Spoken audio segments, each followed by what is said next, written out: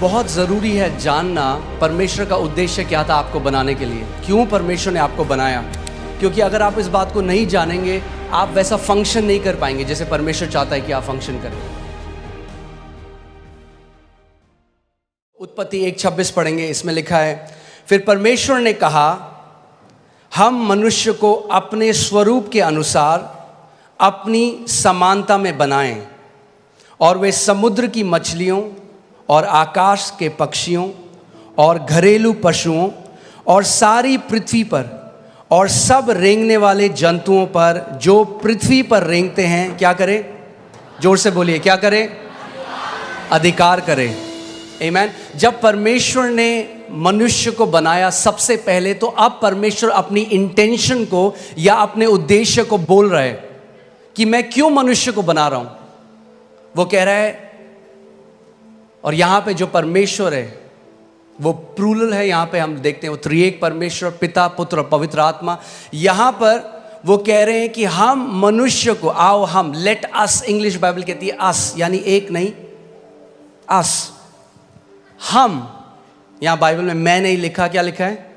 हम। परमेश्वर कह रहा है हम, यानी पिता, पुत्र, पवित्र आत्मा कह रहे हैं कि हम मनुष्य को क्या करेंगे? अपने स्वरूप में और अपनी समानता में बनाएंगे। सो यू विल सी, आप देखेंगे कि ये पहली जगह है जहां पे परमेश्वर अपना उद्देश्य बता रहा है मानव जाति के लिए। और जब आप इसको समझेंगे तो आप जानेंगे कि क्यों परमेश्वर ने आपको रचा है और आपका उद्देश्य इस पृथ्वी में क्या है। आमीन। वो कह रहा है, मैं उनको अपनी समानता में बनाऊंगा, अपने अनुसार, अपने स्वरूप में बनाऊंगा, और फिर वो क्या करेंगे? बोलिए, अधिकार रखेंगे। मगर ये अधिकार नॉर्मल अधिकार नहीं है। ये अधिकार, इंग्लिश का वर्ड डोमिनियन है, जिसका मतलब है शासन अधिकार, या जिसको बोलते हैं प्रभुत्व। कि वो क्या करेंगे पृथ्वी पे? बोलिए, प्रभुता करेंगे, प्रभुता करेंगे। सो परमेश्वर का इंटेंशन मनुष्य को बनाने का ये था कि मनुष्य जो है वो प्रभुता करेगा। आमीन। सो इस बात को समझिए, परमेश्वर ने आपको जब बनाया, आपके डीएनए में उसने शासन अधिकार डाला है। मैंने आपको पहले ही बताया था, आप एक चम्मच से भी एक कील को कसने की कोशिश कर सकते हैं, मगर चम्मच उसके लिए नहीं बनी थी। आप किसके लिए बनाए गए? प्रभुता करने के लिए। बोलिए, प्रभुता करने के लिए। शैतान नहीं चाहता आप इस बात को जाने, क्योंकि सब रेंगने वालों के ऊपर भी प्रभु ने कहा तुम प्रभुता करोगे। और अदन की वाटिका में क्या आया था? रेंगने वाला आया था, मगर उन्होंने प्रभुता नहीं करी उसके ऊपर। इंग्लिश बाइबल कहती है, everything that creepeth upon the face of the earth, जो रेंगने वाला है। आमीन। सो परमेश्वर ने जब हमको बनाया, मैंने आपको पहले भी बताया था कि परमेश्वर, जेनेसिस में लिखा है, आदि में उसने आकाश और पृथ्वी की रचना करी। आकाश या हेवेंस जो बाइबल में कहती है, वो बात करता है अनसीन रेल्म की, अनदेखी। परमेश्वर का जो राज्य है आप इन आंखों से नहीं देख सकते, मगर वो इस जो आप आंखों से देख रहे हैं उससे भी ज्यादा वो रियल है। आमीन। उससे ज्यादा वो रियल है। आप आंखों से उसको नहीं देख सकते, बट वो रियल है। और परमेश्वर ने पृथ्वी की रचना करी। और परमेश्वर ने जब मनुष्य को बनाया तो क्या किया? सबसे पहले जब उसने मनुष्य को बनाया, बाकी सब चीज़ों को जो उसने बनाया अपने मुंह के वचन के द्वारा बनाया, मगर जब उसने मनुष्य को बनाया तो उसने उसको कैसे बनाया? अपने हाथों से उसने मिट्टी ली और एक मिट्टी से उसने हमारे शरीर को बनाया और अपनी आत्मा को मनुष्य के अंदर डाल दिया, जिसको हम इंग्लिश का शब्द ह्यूमन है, जो दो शब्द से मिलकर आता है, ह्यूमस यानी मिट्टी, और मैन जो हिब्रू भाषा में इश जिसका मतलब है आत्मा। तो परमेश्वर ने ये किया कि परमेश्वर ने कहा कि जो मनुष्य मैं बना रहा हूं, जो मिट्टी के अंदर मैं अपनी आत्मा को डाल रहा हूं, उनको मैं अधिकार दे रहा हूं इस पृथ्वी के ऊपर। किसी आत्मा को अधिकार नहीं है पृथ्वी के ऊपर। आप समझ रहे हैं मेरी बात? किसी भी आत्मा को, और परमेश्वर भी स्वयं आत्मा है। सो जब परमेश्वर ने पृथ्वी मनुष्यों को दी तो वो उस चीज से बाहर आ गया। उसने कहा तुम अधिकार रखो, उसने नहीं कहा हम अधिकार रखेंगे। उसने कहा तुम अधिकार रखो। आज लोग बोलते हैं अजी परमेश्वर तो सब चीज़ जी उसकी मर्जी के बिना तो पत्ता भी नहीं हिलता, सब चीज़ तो परमेश्वर कंट्रोल कर रहा है। मैं आपसे एक सवाल करता हूँ, क्या परमेश्वर आपको कंट्रोल कर रहा है? आप कंट्रोल हुए आज तक परमेश्वर से? और अगर हम परमेश्वर के कंट्रोल में नहीं है तो कैसे हम कह रहे हैं बाकी सब कुछ वो कंट्रोल कर रहा है? जैसे वो आपको कंट्रोल नहीं कर रहा वैसे वो किसी को भी कंट्रोल नहीं कर रहा। अगर परमेश्वर कंट्रोल करना चाहता तो मनुष्य को शासन अधिकार देता ही नहीं। उसने शासन अधिकार इसीलिए दिया, उसने बोला तुम कंट्रोल करो पृथ्वी को, मैं तुम्हें अधिकार दे रहा हूं। आमीन।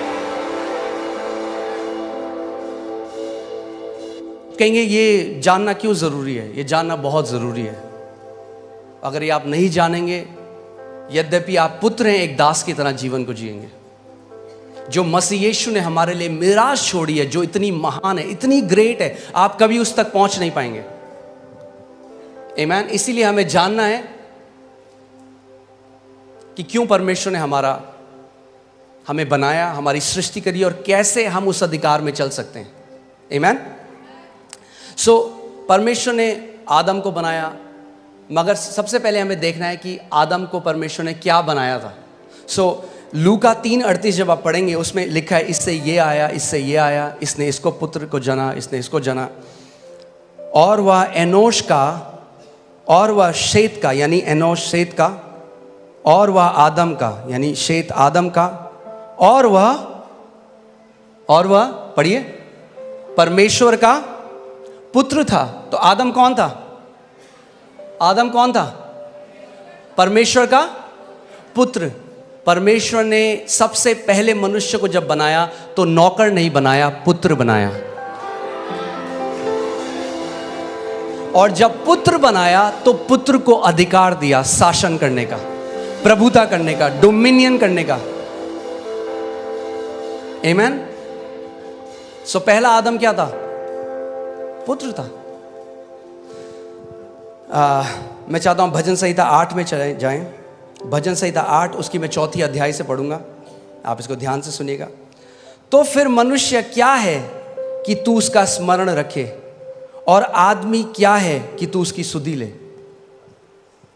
क्योंकि तूने उसको परमेश्वर से थोड़ा ही कम बनाया है। किसने बनाया मनुष्य को परमेश्वर से थोड़ा ही कम? परमेश्वर ने। लोग कहते हैं अच्छा तुम क्या समझ रहे हो अपने आप को? परमेश्वर के पुत्र जो उसने हमें बनाया है। अब कोई अगर आपको बोले अच्छा ये उनकी तरह बात कर रहा है, आपके पापा की तरह, कहना हाँ जी वो मेरे पापा हैं।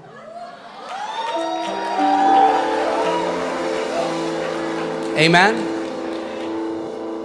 मैं इसको दोबारा पढ़ता हूं, ध्यान से सुनिए। तो फिर मनुष्य क्या है कि तू उसका स्मरण रखे, और आदमी क्या है कि तू उसकी सुधि ले, क्योंकि तूने उसको परमेश्वर से थोड़ा ही कम बनाया है। थोड़ा ही कम बनाया है। आमीन। हालेलुया। और महिमा और प्रताप का मुकुट उसके सिर पर रखा है। क्या किया परमेश्वर ने? महिमा और प्रताप का मुकुट मनुष्य के सर पे रखा है। ये था जो परमेश्वर ने हमें बनाया था। मगर देखिए हम कहां से कहां गिर गए। आमीन। कई लोग कहते हैं हम बंदर से आए हैं। अब उनका मुझे नहीं पता, हम तो परमेश्वर से आए हैं। हम जू से नहीं, हम स्वर्ग से आए हैं। आमीन। हालेलुया। अब देखिए उसके बाद परमेश्वर ने क्या किया। तूने उसे अपने हाथों के कार्यों पर क्या दी है? क्या दी है? बाइबल कह रही है, ये मैंने नहीं लिखा, आपकी बाइबल में भी है कि परमेश्वर ने जब मनुष्य को बनाया तो उसको अपने कामों, अपने हाथों के कामों के ऊपर क्या दी है? प्रभुता दी है। परमेश्वर ने दी है। और ये जो शासन अधिकार था ये आदम ने खो दिया जब पाप बगीचे में आया, जब उसने परमेश्वर की आज्ञा को ना माना, जब उसने उस फल को खा लिया। और आदम के अंदर से जो वो डीएनए था रेन, रूल एंड रेन करने का, वो जो डीएनए था प्रभुता करने का, वो खत्म हो गया और वो एक दास की तरह जीने लग गया। और जब प्रभु यीशु मसीह आया तो जो पुत्र था, ध्यान से सुनिएगा, जो पुत्र था उसने पुत्र का अधिकार खो दिया। सुन रहे हैं आप? मगर जब प्रभु यीशु मसीह आया तो सबसे पहले उसने हमें क्या दिया जब हम यीशु को ग्रहण करते हैं? यूहन्ना 1:12 लगाइए और मैं चाहता हूं हम सब साथ मिलकर इसको पढ़ेंगे। रेडी हैं आप लोग?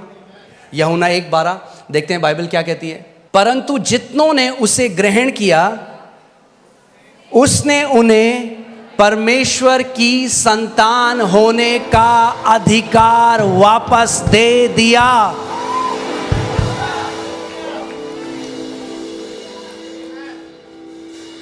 क्या दिया उसने आपको? अगर आपने यीशु को ग्रहण किया तो उसने आपको क्या किया? पुत्र का अधिकार दिया, यानी पुत्रों के लिए अधिकार है यीशु मसीह के नाम में। अगर आप पुत्र हैं तो आपके लिए अधिकार है, और अगर आपके लिए अधिकार है तो परमेश्वर चाहता है कि आप एक अधिकारी की तरह इस दुनिया में जिए। देखो मैंने तुम्हें सांपों को और बिच्छुओं को रौंदने का, हालेलुया, परमेश्वर ने पूरे चर्च को, अपनी देह को, जो परमेश्वर की संतान है, उनको सांपों और बिच्छुओं को रौंदने का अधिकार दे दिया। मगर अगर आपने उस अधिकार को लिया नहीं तो जिंदगी भर दुष्ट आत्माएं आपको फुटबॉल बना के रखेंगे। तो वेट मत करिए डोमिनियन में बढ़ने का कि जब तक आपको कोई ऐसी न्यूज़ ना आ जाए कि भाई कोई बहुत भयंकर बीमारी हो गई है। अगर हम जुखाम में प्रभुता नहीं कर पाए, छोटे से सरदर्द में प्रभुता नहीं कर पाए, तो बड़े में भी नहीं कर पाएंगे। छोटे से शुरू करना शुरू करिए। छोटा सा पेट में दर्द होता है, जब भी कोई बीमारी आती है ना, उससे पहले बोलते हैं प्रिलिमिनरी, क्या बोलते हैं, ऐसे कुछ बोलते हैं, सिम्टम या लक्षण आते हैं। पहले आपको पता लग जाता है कि बुखार आने वाला है, आप कहेंगे मुझे थोड़ा हरारत हो रही है। वो हरारत है टाइम अधिकार लेने का। वेट मत करो जब 104 हो जाए बुखार होता, बोलो ओ प्रभु तेरे कोड़े खाने से।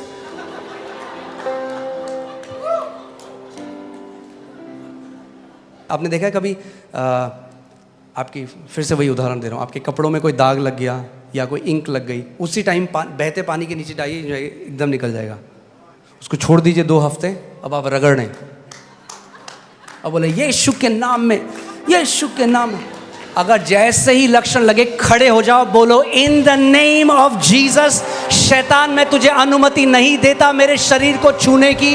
You will not touch my body in Jesus name, out of my body. Amen. उस समय अधिकार लो। अरे पास्टर ज्यादा कुछ नहीं, थोड़ा सा थायराइड है, हाँ ठीक है रख लो फिर, थोड़ा सा खाते रहो दवाइयां पूरे साथ। मैं आपको कंडेम नहीं कर रहा हूं, प्लीज मेरा हार्ट समझिए। क्यों रखो थोड़ा सा भाई? मैं बोलूं मैंने आपके लिए बहुत बढ़िया केक बनाया, थोड़ा सा जहर डाला इसमें, थोड़ा सा खा लो।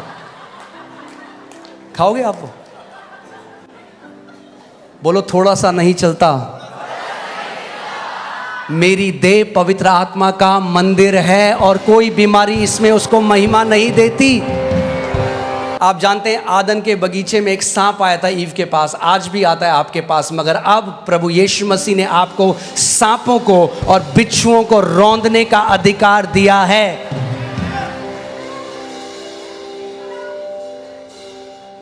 बोलो मेरे पास अधिकार है सांपों और बिच्छुओं को रौंदने का।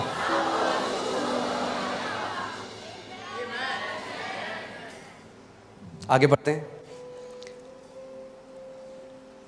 और शत्रु की सारी सामर्थ पर अधिकार दिया है। शत्रु की सारी सामर्थ पर अधिकार दिया है। फिर से बोलता हूं, शत्रु की सारी सामर्थ पर अधिकार दिया है। शत्रु की सारी सामर्थ पर अधिकार दिया है। शत्रु की सारी सामर्थ पर अधिकार दिया है।